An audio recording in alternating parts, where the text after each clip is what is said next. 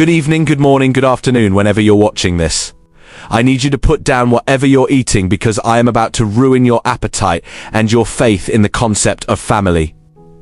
Raising Kanan Season 5 Episode 1 just dropped, and I genuinely don't know if I need a therapist or a pastor. Maybe both.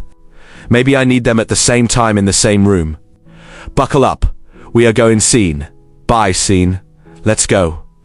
Okay, so we open exactly where Season 4 left us, Kanan Stark standing in Rack's house, with a gun pointed directly at his own mother, and I need you all to understand the energy in this scene. This isn't just a son being angry. This is Kanan reaching a point of no return. But why is Kanan there? Because Snaps and Pops, the world's most chaos-causing elderly couple, decided it was time to manipulate Kanan their own way. By telling Kanan, Rack had his girlfriend Crystal killed. So Kanan shows up to his mum's house with a whole firearm and a whole lot of feelings, and honestly, understandable. I'd be upset too. Now here's where God or the writers, same thing in TV, decides to make everything worse. Jukebox, genuinely trying to help, calls Uncle Lou. Lou and Ruben rush over. Ruben pulls a gun on Kanan. Lou, being the actual best human being in this entire show, steps in to stop Ruben from firing. Kanan hears the noise, turns around, shoots. The bullet hits Lou, his uncle, the man who came to save him. Caught the bullet meant for nobody. I need everybody to understand, Lou Thomas did not come in there to die. He came in there as a one-man peacekeeping operation, and the universe said absolutely not. Rack screams, tells Kanan to get out, and he leaves. Now watch how Rack moves after this, because this is what separates her from everyone else in this show. Even though she cried, I mean that's his little brother. This woman shifts into cleanup mode immediately. She and Ruben wipe every drop of blood and dump Lou's body. Her baby brother, gone. Just like that. On the way back, Ruben starts talking, telling Rack he wasn't really gonna shoot Kanan, he was just getting his attention. And I'm watching Rack's face and I'm like, oh no bro. But she tells him, take this to your grave.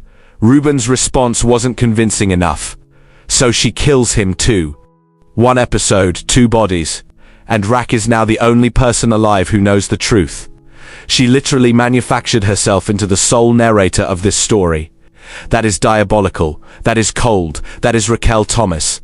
After the shooting, we catch Kanan talking to himself, and he says he has no regrets. He just accidentally killed his uncle, the man who helped raise him. And he feels nothing. This is the show telling us straight up, Kanan Stark, the monster from the original Power. He's here now. That transformation is complete. This isn't a boy making mistakes anymore. This is a killer finding his identity. And it is chilling. But then the next morning, Rack is cleaning and she finds one last spot of blood on the wall. And she just collapses. Full breakdown. Crying like we have never seen her cry before. And this is why Patina Miller deserves every award on the planet. Because in one episode, she gave us the ice-cold cleaner and the broken elder sister. The woman who murders a witness and the woman sobbing alone because her baby brother is gone. That range. I can't. Meanwhile, Jukebox is at breakfast with Marvin telling him she's been calling Kanan and Lou all night. Nobody's picking up. And then, knock knock, the police are at the door. Lewis Thomas is dead. Marvin goes to the morgue, confirms it, comes back to the car. Jukebox asks, was it him? And Marvin just breaks down, full tears. This big tough man who we've seen do terrible things, just a sobbing brother in a parking lot. And Jukebox reaches over to hold him.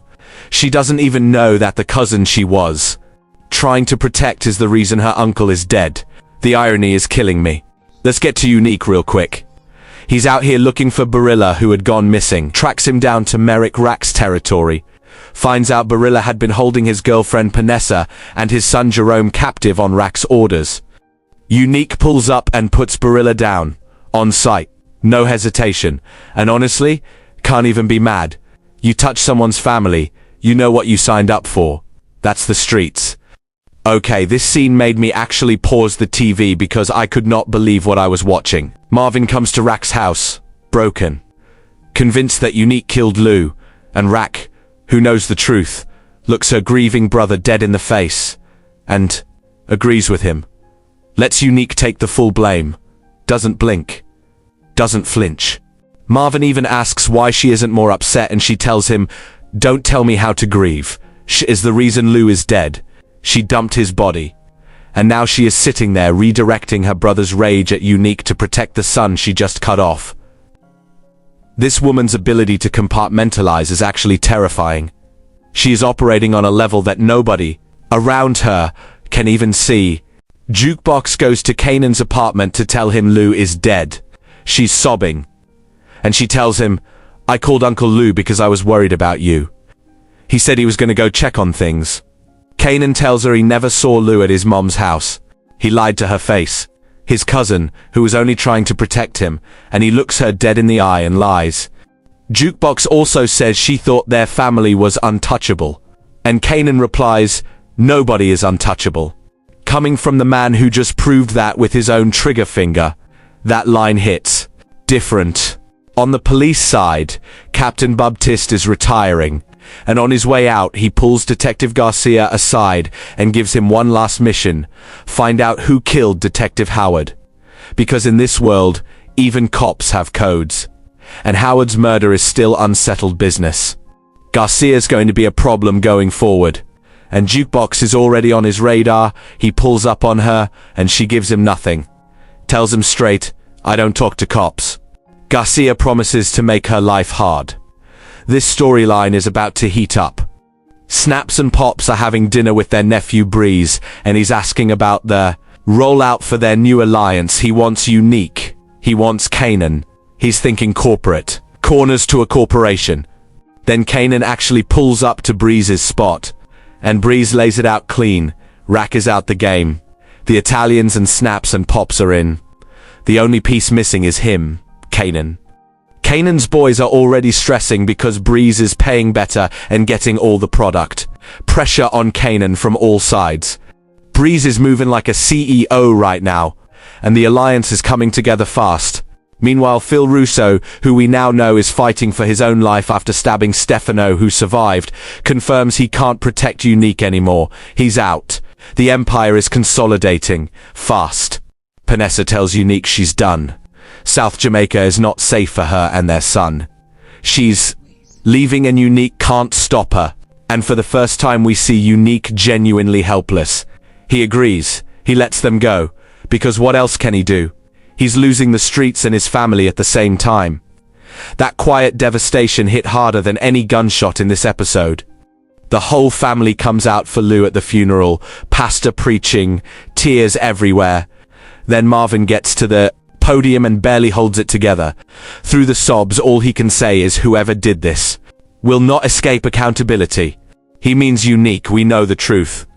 Kanan pulled that trigger, and Rack buried it. Everyone at that funeral is grieving the wrong story, and nobody knows it. That is absolutely heartbreaking. After the funeral, outside the church, Rack pulls Kanan aside. And this scene? This is the one that's going to define the entire final season. She tells him she has spent his whole life cleaning up his messes. But this time they are done. The mother and son relationship officially over. Kanan says okay, not a fight, not tears. Just okay. And then Rack drops it, "Be careful. You've never had an enemy like me before." And Kanan, without flinching, says, "You've been my enemy my whole life." The coldness, the finality, this is two people who used to be everything to each other declaring war. And the scary part? They're both right. Rack has always put the game above Kanan, and Kanan has always been her biggest blind spot. The final season just became a mother versus son war story. And I don't think either of them is walking away from this clean.